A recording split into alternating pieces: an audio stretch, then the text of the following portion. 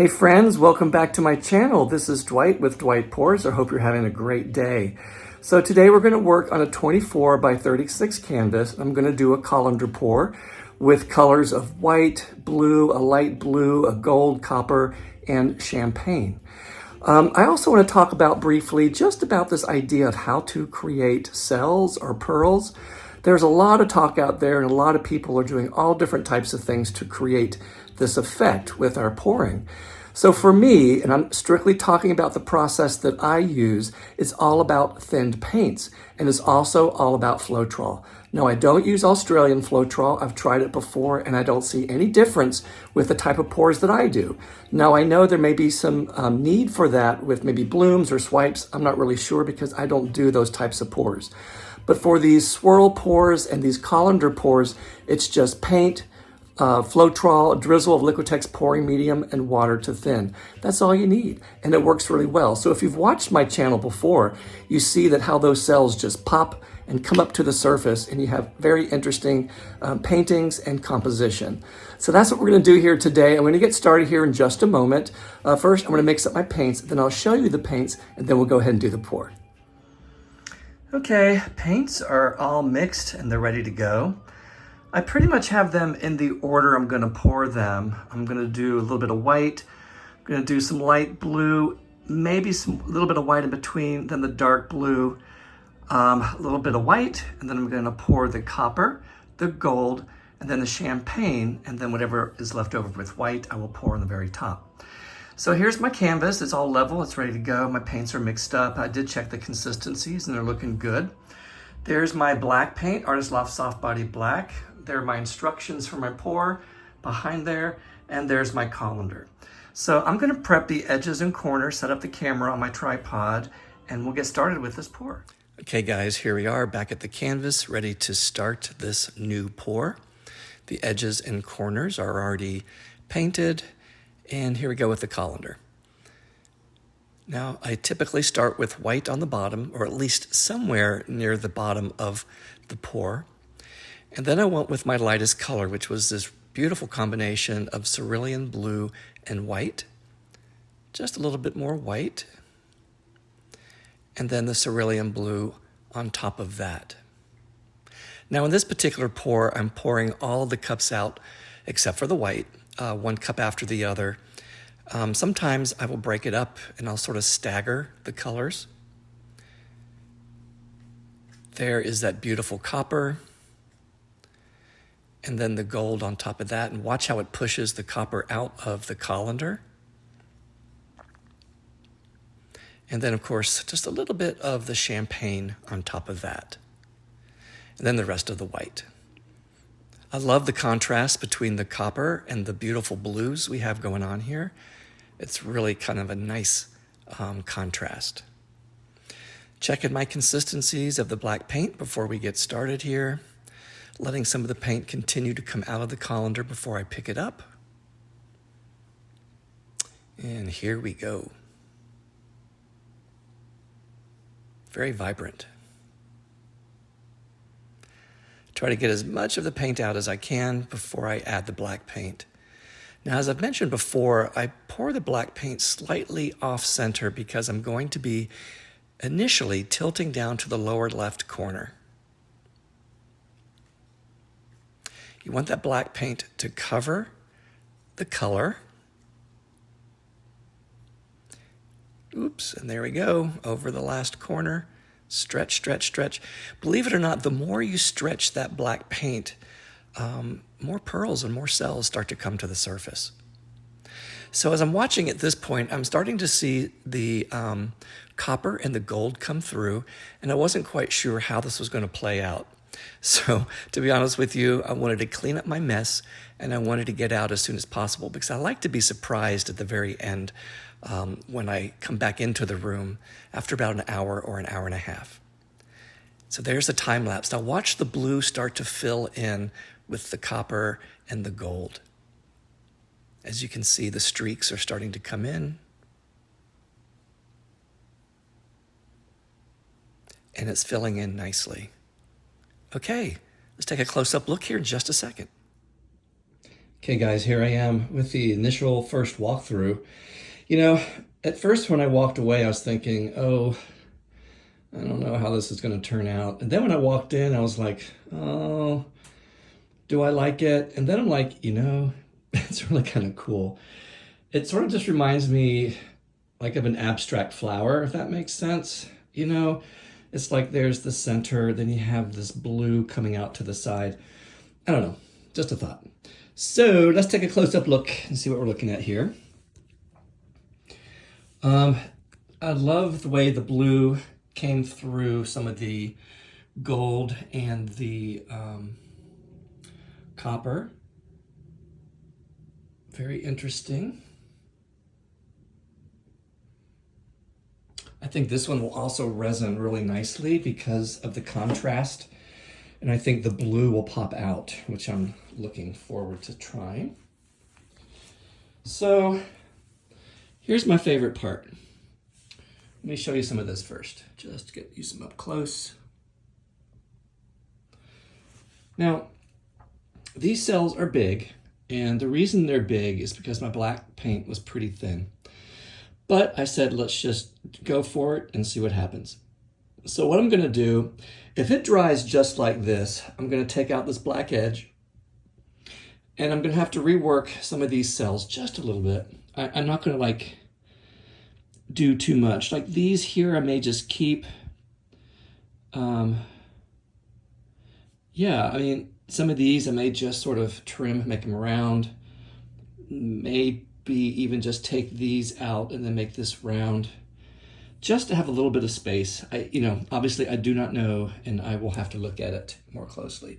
But let me just show you up close what these cells, these pearls look like. I think this is what people don't often get to see it unless you're up close and personal, or you come and see my paintings in person. Oop. A little too close there. Yeah. So while at first I was like, I'm not too sure, on second look, I'm really loving it. I did want the contrast and I got it. And so I think, yeah, so we'll watch it dry and hopefully it'll dry overnight. And then I can bring you in the next segment and show you what I'm going to do to this one. And then we will finish it up and we'll have a beautiful painting. Okay guys, have a great couple of seconds until my next segment, and we'll catch you real soon. Hey guys, it's Dwight. I let this dry overnight, and hey, it looks pretty much like it did when I left it. I want to say, a little bit about this process. It takes a few days for this to be completed, primarily for two factors. One, of course, the paint needs to dry, and two, because of my schedule and when I can get to the canvas and actually work on it. So I really do like this. I mean, the blue stands out against the gold and the copper. It just reminds me of like a bluebird in flight, like looking down on top of the bluebird.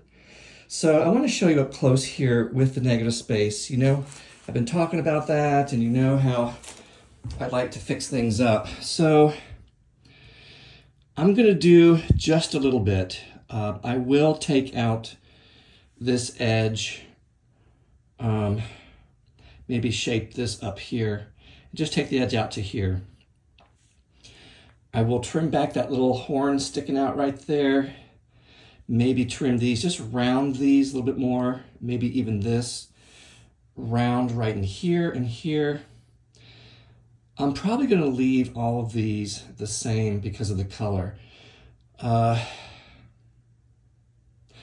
Probably leave this round here just to make it round that, and maybe round some of these in here.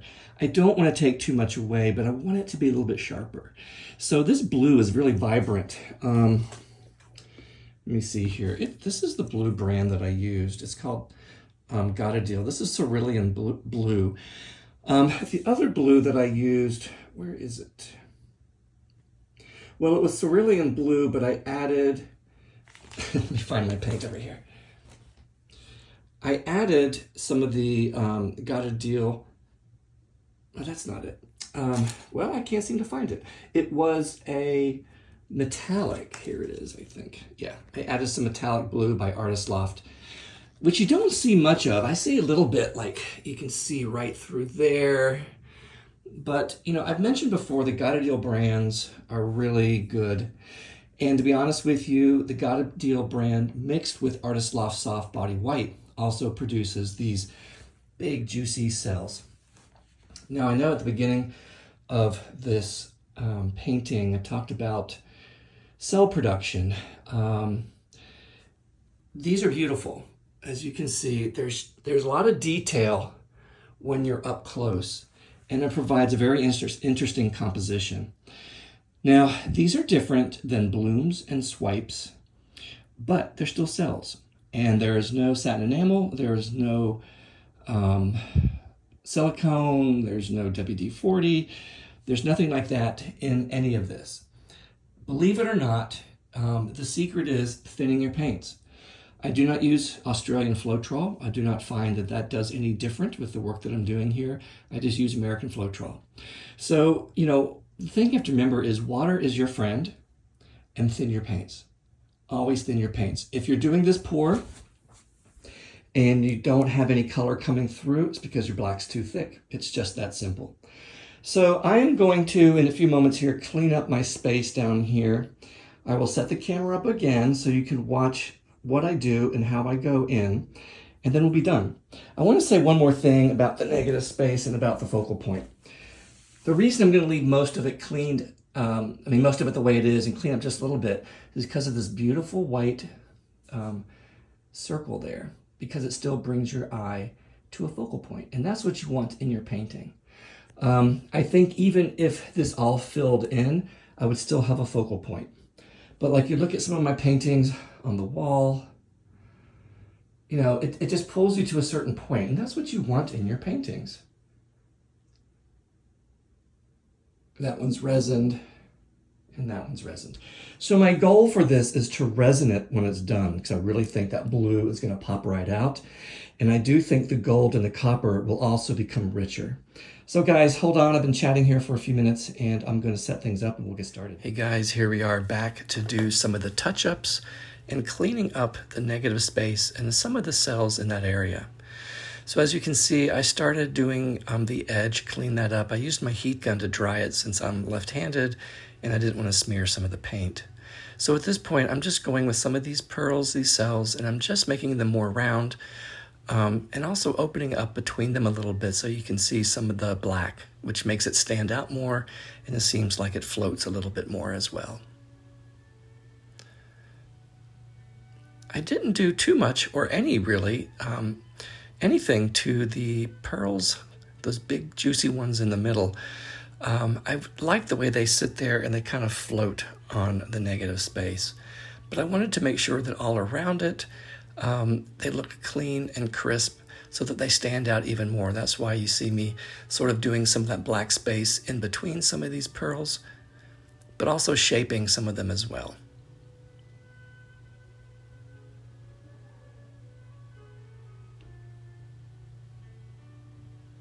Again, I used my heat gun because I was all over the place with my hands and I didn't want to smear any of that black paint. So as you can see, I'm cleaning up this corner up here, just rounding those pearls, making them look more defined. And then this is, actually right now I'm going through and just touching up where I saw some of the blue paint poking through. So here is the other side, again, making that pearl float.